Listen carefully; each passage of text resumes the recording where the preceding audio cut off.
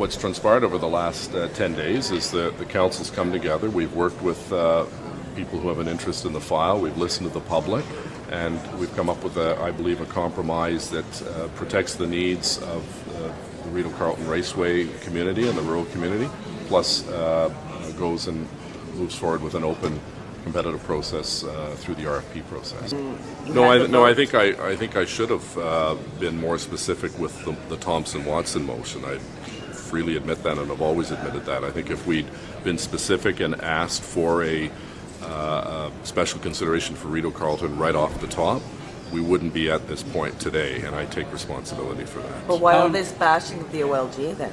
Not simply by you, but council seems to enjoy saying the OLG has handled this really badly when I would suggest well, that it because was in fairness, the OLG chairman told me in my office that he was open to the idea of a satellite.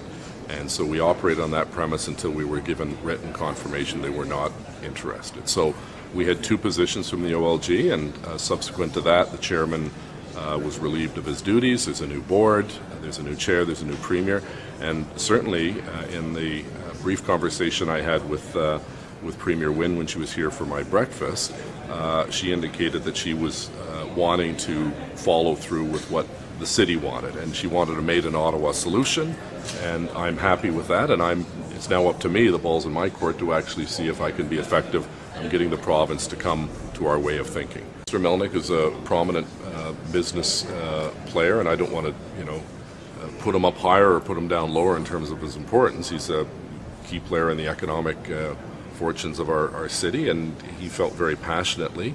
But there are other bidders, obviously, and there are other members of the public. There were a lot of people that didn't want preferential treatment for Mr. Melnick, and there were others that felt he should be given a fair shake. So you take all of that and ultimately come up with a decision that you think is in the best interests of the community, and I believe this motion does that. Well, I think it's sustainable in our marketplace, yes, and I think if you look at the numbers in terms of the population of an area like Niagara Falls, which is, I think Ms. Canello is tweeting about, and Niagara Falls is very small. It's 10 times smaller than the city of Ottawa, and yet they can sustain two facilities. I think if you look at the situation with Woodbine Place, which is a rural component of horse racing and slots, and Rideau-Carleton Raceway, again, similarities not in population, but certainly in terms of geography.